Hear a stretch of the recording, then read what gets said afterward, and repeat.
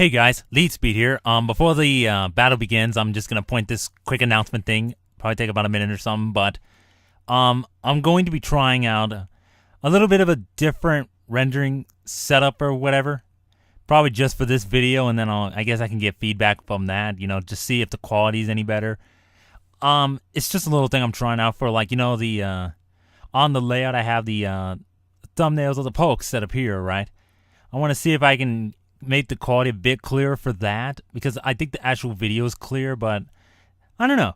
I'm going to try out something, and of course the render thing is optional. You don't have to watch it in whatever setting I had it set to. You can always just watch it in 720p or whatever.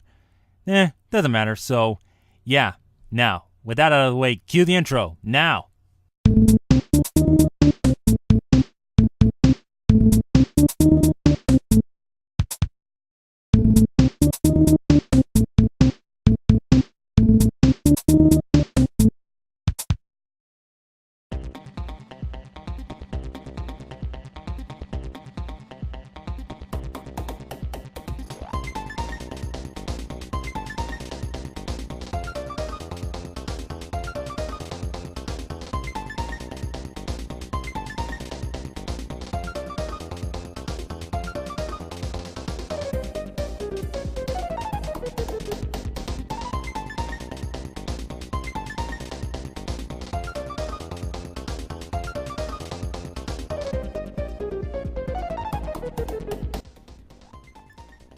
Hello everyone, Lead Speed here, and this is my second attempt at this because my first attempt was bad, horrible. Like, I was actually pretty depressed at the time, so I'm not gonna let you guys hear that one. But anyways, I have a battle against mrlugia3333. I know, interesting username, much like my own. You can question how we both came up with that, but whatever. He's gonna lead with Nidoqueen, and I'm gonna lead with Moltres, because I knew he was going to lead with Nidoqueen and set up the Stealth Rocks, of course. And there's something I probably will point out later in the video if I don't forget, or if I do, I'm probably going to put an annotation at the end of the video. So anyways, I go for the Fire Blast, take it a bit below half, then I go for the Air Slash, and I hit the switched in Victini right here. So I don't know if the crit mattered because of the crit damage, because I might have been able to 2-hit KO it, but because of the fact I did that, I do not know what kind of Victini this is, so I don't know if it's special or physical or whatever. So yeah, if it's physical, it's probably gonna have V-Create and stuff like that. I guess I'll probably link the page or something. I don't feel like explaining what it does right now. But anyways, he brings in Flygon, and I predicted him to go for the U-turn and not the Stone Edge, because, you know, U-turn's great to scout in case they switch out into what they think could be a counter. But, you know, I made a risky but good play there and just roosted up to full health for later on. Even though Stealth Rocks will take away half my health, I'll at least be able to live the switch in. So, here, I'm going to go to my Registeel to take that payback like it was nothing, you know. Nothing. I tell you, man, it's nothing. You just shrug that hit right off. Like a daily job. Kind of like my Steelix did, but... Why did I just make the same joke? Now here, he switched in the Nidoqueen, predicting the Toxic, and here is where I make a stupid play right here. I go for the Seismic Toss. I was thinking that Registeel was faster than this thing, which made no sense at all. But yeah, you're gonna see. And then at this part, I was like, well, I may as well stay in. Like, I facepalmed as soon as I clicked Seismic Toss. I'm like, wait. I was like, wait, what is he going to do? And then I literally facepalmed after once I saw Toxic Spikes. And if I had switched to Sharpedo and scared it out or KO'd it, there wouldn't have been 2 layers up. And you're going to see later on that the Toxic Spikes, along with one other play, is going to cost me a lot in this game. So I'm going to bring in Moltres on the incoming Earthquake from this Donphan, because, you know, obvious Earthquake is obvious. But here, I'm going to go for the... Oh, I think I go for the Rooster's turn.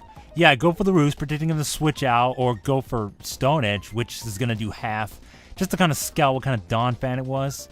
And he switched out, so that kind of confirms it. Now, here's the really the over-prediction that cost me a lot in this game. And you're going to really see that later on. So, I predicted him to go for the U-turn again, which in the long run was stupid, because last time I did that, he did go for U-turn. But why would I predict him to go for the U-turn twice in a row? Am I that... what? I don't know. I just wasn't thinking at the time. But, I'll have to work my way around it somehow and make up for it if I can. Anyways, I bring in Sock, which I kind of questioned bringing that in. I could have actually went to Sharpedo, but I thought going to Sock would have been the better idea because this thing's scarfed, obviously, and since he's locked in the... Wait, no, that's not right. I actually should have brought in my Registeel instead of Flygon, not Sock, which I guess I can explain later on. I have a lot of explaining to do in this video.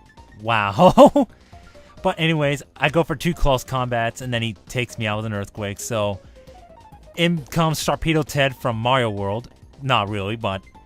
nicknames... to be honest, I don't know. Like, what do you guys think of the nicknames? Like, seriously? Some are creative, but some are just flat out dumb. Sharpedo Ted lol Mario World reference. Yes, because I am cool. And making obvious references is cool. But, anyways, I go for the Ice Beam and take out the, Donphan. And here I go for the Protect, just to scout what this Flygon's gonna do. And he goes for the U-turn, so I'm like, oh, he's gonna try to take me out with a U-turn or protect my Switch. Now, he makes a good play on this next turn, and I should have predicted that, but then again, it was kind of risky. Because if I had actually went for the Hydro Pump and missed, he would have taken me out with a U-turn. So I went with a safe Ice Beam, which was the safer play. I did not want to over-predict, especially with how much health I have left. So, that's rather unfortunate, but I do get another speed boost. And he brings in Mr. L to Glaceon, which I'm like, what? Glaceon is Mr. L? What madness is this? I ask you, what madness is this? But I take it out with a Hydro Pump, no problem. And then the Life Orb and the Toxic Spikes Poison is going to take my Sharpedo out. So you're going to kind of see the Toxic Spikes is just racking up. And Registeel is the only thing, well, besides Moltres that died, that is not hit with Toxic Spikes. One's Steel and the other's Flying, so Flying types are unaffected. But yeah, he goes for the Earthquake. And I had nothing to switch to at this point. Well, I did, but I didn't want to risk switching in a Celebi on a U-turn, which would have done quite a bit. So I went for the Toxic and I missed. And I think in the long run, that kind of mattered too, because you're going to see later on. Because I wanted to hit the Umbreon with it, obviously, to take that thing out. Because I think more than anything, the Umbreon is the most painful thing to be battling in this match. Flygon isn't a problem. I mean, if I still had my Sharpedo, I would have been able to take it out. But, whatever. I go to Celebi, who gets Toxic Spiked. Wow, that might have sounded awkward. But, here I just go for... I think I go straight for the Energy Ball. No, I go for the Calm Mind. Predicting him to switch because, you know, Earthquake. And doesn't do anything. And then he brings an Umbreon, obviously, which is just like... okay, well, he has this thing in now. If I had, like, Leech Seed or Toxic... that would have been nice to have, because this thing could just wall my team. Well, the rest of my team, basically. Because I don't have Sock, and Sharpedo can't do much, and Moltres died to a Stone Edge. So, like, half my team's gone, and two of my pokes can get poisoned. Including my last poke, which you'll actually get to see used in this game. Which is kind of unusual, because in my stall match, I didn't get to use it. So, yeah. That was just rather a random tangent, and I really don't have much to say personally, because I mean, if it's like the stall match, I mean, it's not that stally, but come on. But anyways, I go for the Energy Ball, does a bit more damage. I think I actually got a defense drop, but whatever. That really didn't matter in the long run because it just moonlights, and I'm like, well, I'm gonna royally boned, as people would say. I am royally boned. Because of the fact that he could heal himself off and Toxic Stall me to death, which is kind of where my misplay kind of came into play. It's because if I had just killed the Nidoqueen after it laid up one layer, that wouldn't have been bad because Celebi wouldn't have taken that much damage overall, and then I could have just switched down and healed off and eventually stall out the Umbreon. But seriously, I kind of hate having to do that, but I end up having to, so... what can you do? It's part of the game. Now here I went for the Toxic to hit the Umbreon, but he switches in Flygon. Now, see, that's where the Toxic missing kind of mattered. Because I think, since I know that his Flygon would be Toxic, I would have actually went for the seismic toss to get a hit on the Flygon switch in because Umbreon can't do anything to my Registeel. So here I go to my Cinccino, I think. I think that's how you pronounce the name. I don't know. But yeah, Get Slapped is up in here, ready to slap some Flygons in the face, man. You know, it's kind of like a Princess Peach with super slapping in Mario RPG, except even better because, you know, 5 slaps in a turn is like massive, you know. She totally replaces Princess Peach as the ultimate bitch slapper and stuff. Anyways, I don't KO it, but the toxic damage will, so that worked out. But he brings an Umbreon and goes for Sucker Punch, and I'm like, oh, Sucker Punch. Damn it. Well, and that's pretty much the end of the game. Yeah, it was, I don't know, like, I did lose, and that was kind of because of a couple of misplays I did.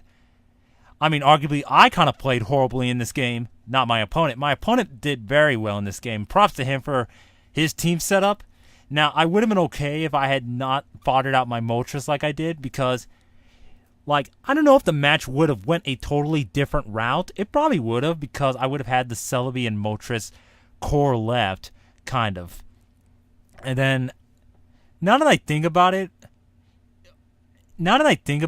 that one play when I went for the Toxic on the Umbreon and he brought in Nidoqueen, I should have predicted that, actually. I should have went for the Seismic Toss, knowing that I'll hit something, and if it was something like Nidoqueen, then yeah, I could have stayed in and KO'd it with the second Seismic Toss.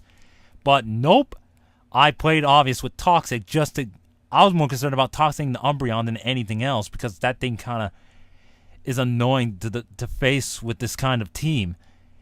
And to be honest, like, if I had Nidoking still, well, this is sort of a changed up team. Obviously, I run Cinccino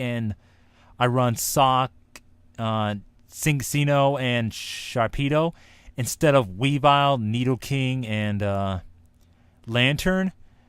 But I don't know, maybe I'll go back to that. Well, I wanted to use different pokes on this team, so yeah, that's why I use Cinccino and Sharpedo, because I haven't used them on Wi-Fi, except in my stall match, obviously. But Cinccino actually didn't get to do anything, so now I'll probably explain a couple of things now that I'm at the end of the video. I mentioned V-Create, correct? It is a fire move, base 180, boosted by Stab, because Victini can learn it by an event. And that is ridiculously powerful. Arguably, it's stronger than Explosion in this game, because it can also... I mean, the downside is that your speeds and your defensive stats drop, but not that it really matters in the long run because of how powerful it is, and you could just switch out next turn anyways after you, like, take out something with it. And that rough tier list obviously was made before Event Victini was out or whatever. So who knows where it's going to go on the tier ladder. It probably will go up. Maybe. I doubt it's going to stay in the underused tier, and I hope it doesn't. I mean, yeah, sure, Celebi's in UU, and it might go, but I don't know. I mean, I don't know. Like, for now, Celebi's really good to have on my team, especially with the kind of core thing I had with Lantern and Moltres. And I guess if you guys want, I can make a video about the team that I used against Elo and stuff like that. I mean, I know some people were kind of interested in that team, but I don't know.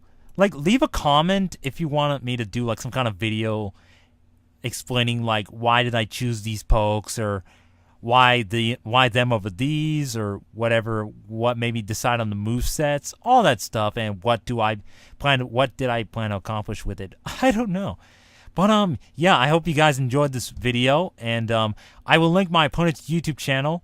From the way I've been played this game, either he's very good or I just sucked. That's up to you guys. You guys are watching, right? I mean, I guess if you guys are experienced, you guys can kind of judge who actually, like, judge the performance from both of us, I guess, from this match. I mean, from my other battles, I've done better, but, you know, everyone has their off days. Pretty much, like, I think everybody does, but some may not admit it. And I am rambling for way too long. I'm just going to end the video right now, so... yeah, YuseiTheSynchroHero /LeadSpeed signing out. And peace!